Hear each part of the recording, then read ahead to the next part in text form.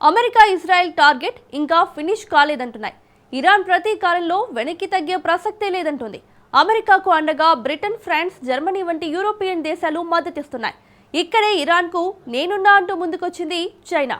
నేడో రేపో ఈ సీన్లోకి రష్యా కూడా ఎంట్రీ ఇవ్వడం ఖాయంగా కనిపిస్తుంది. ఇది సరిపోదన్నట్టు భారత్ మరో యుద్ధానికి రెడీ అయిందంటూ పాకిస్తాన్ అధ్యక్షుడు షాకింగ్ ప్రకటన చేశారు. ఈ పరిణామాలే మిడిల్ ఈస్ట్ యుద్ధాన్ని మరో మలుపు తిప్పేలా కనిపిస్తున్నాయి. ఈ యుద్ధం ఆసియా, యూరోప్ దేశాలకు పాకి వరల్డ్ వార్ 3కి దారి తీయబోతోందా అన్న అనుమానాలు కలుగుతున్నాయి. ఇంతకు పశ్చిమాసియా యుద్ధంలో ఏం జరుగుతోంది? అమెరికాకు మద్దతుగా బ్రిటన్, ఫ్రాన్స్, జర్మనీ నిజంగా యుద్ధంలోకి దిగబోతున్నాయా? ఇరాన్కు సపోర్టుగా చైనా యుద్ధం చేస్తుందా? భారత్ మరో యుద్ధానికి సిద్ధమైందన్న పాక్ ప్రెసిడెంట్ వ్యాఖ్యల వెనుక మర్మమేంటి? మిడిల్ ఈస్ట్ యుద్ధం వరల్డ్ వార్ దిశగా పయనిస్తోందా? అగ్రరాజ్యానికి బ్రిటన్, ఫ్రాన్స్, జర్మనీ మద్దతు నిజమేనా? ఇరాన్ కు మద్దతుగా డ్రాగన్ కంట్రీ యుద్ధానికి దిగనుందా? మిడిల్ ఈస్ట్ ఉద్రిక్తతలు పీక్ స్టేజ్ కి చేరిన వేళ తన ట్రూత్ సోషల్ మీడియాలో ట్రంప్ చేసిన పోస్ట్ ఇది. అమెరికా దగ్గర వర్చువల్లీ అన్లిమిటెడ్ అంటే దాదాపు అపరిమితమైన ఆయుధ సంపత్తి ఉందని చెప్పారు. దీంతో ఏ శక్తినైనా ఎదుర్కోగల సత్తా తమకుందని ధీమా వ్యక్తం చేశారు. గతంలో అమెరికా అనుసరించిన బలహీనమైన విధానాలకు స్వస్తి పలికి కేవలం శాంతి స్థాపనకే కాకుండా శత్రువులకు కంటి మీద కొనుకు లేకుండా చేసే స్థాయికి అమెరికా రక్షణ వ్యవస్థ చేరిందని రాశారు. అమెరికా రక్షణ బడ్జెట్ ను భారీగా పెంచడం, అత్యాధునిక క్షిపణి వ్యవస్థలు, డ్రోన్ టెక్నాలజీ, అణు సామర్థ్యాన్ని ఆధునీకరించడం ద్వారా తాము ప్రపంచంలోనే ఎదురులేని శక్తిగా మారామని ట్రంప్ పేర్కొన్నారు. తమ ఆయుధాలు కేవలం సంఖ్యలో మాత్రమే కాకుండా సాంకేతికతలో కూడా ప్రత్యర్థులకు అందనంత ఎత్తులో ఉన్నాయన్నారు. తమ ఆయుధ సంపత్తి అమెరికా ప్రయోజనాలను కాపాడటమే కాకుండా మిత్రదేశాలకు కూడా కొండంతా అండగా ఉంటాయని అభిప్రాయపడ్డాడు. కానీ ఇప్పుడే ట్రంప్ ఈ ప్రకటన ఎందుకు చేశాడు? ట్రంప్ అన్లిమిటెడ్ వెపన్స్ కామెంట్స్ వెనుక ఒక వ్యూహాత్మక హెచ్చరిక కూడా ఉంది. తమను తక్కువగా అంచనా వేసి యుద్ధాలకు దిగితే దాని పర్యవసానాలు తీవ్రంగా ఉంటాయని పరోక్షంగా సూచనలిచ్చాడు.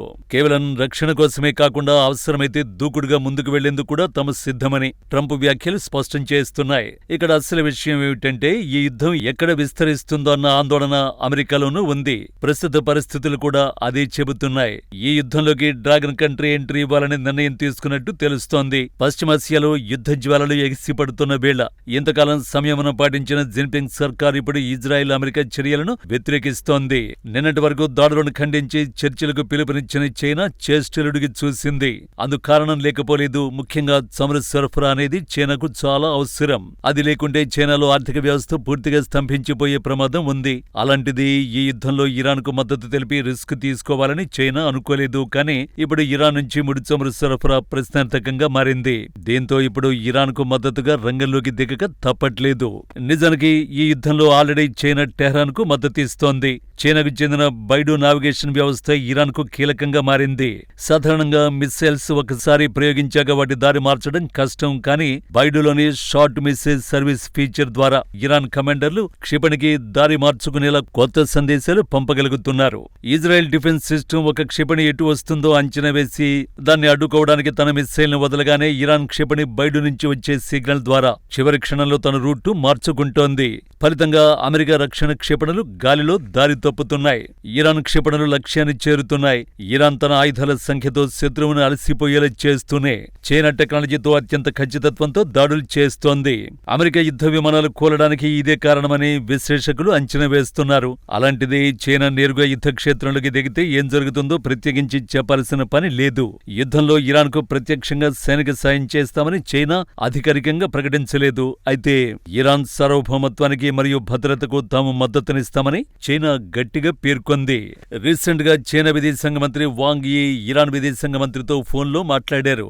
ఈ సందర్భంగా ఇరాన్ తన సార్వభౌమత్వాన్ని, ప్రాదేశిక సమగ్రతను, జాతీయ గౌరవాన్ని కాపాడుకోవడానికి చైనా మద్దతిస్తుందని తెలిపారు. అమెరికా, ఇజ్రాయెల్ వెంటనే సైనిక చర్యను నిలిపేయాలని డిమాండ్ చేశారు. ఈ దాడులు అంతర్జాతీయ చట్టాలను ఉల్లంఘించడమేనని చైనా విమర్శించింది. అంతేకాదు ఇటీవలే ఇరాన్ చైనా నుండి క్షిపణులు, CM-302 యాంటీషిప్ మిసైల్స్, అలాగే డ్రోన్లను కొనుగోలు చేసే దిశగా చర్చలు జరుపుతున్నట్లు వార్తలొచ్చాయి. కానీ వీటిని చైనా దురుద్దేశపూర్వక ఊహాగానాలుగా కొట్టిపారేసింది. చైనా మాత్రమే కాదు, నేడో రేపో రష్యా కూడా ఇరాన్ కు మద్దతునిచ్చే అవకాశాలు లేకపోలేదు. ఎందుకంటే ఈ సీన్లోకి యూరోపియన్ దేశాలు ఎంట్రీ ఇస్తున్నాయి. అవును, అమెరికాకు అండగా బ్రిటన్, ఫ్రాన్స్, జర్మనీ వంటి యూరోప్ దేశాలు నిలిచాయి. ఇరాక్ అనుభవాల దృష్ట్యా ఇరాన్పై దాడుల్లో పాల్గొనటం లేదని బ్రిటన్ ప్రకటించిన అమెరికాకు మద్దతు తెలిపింది.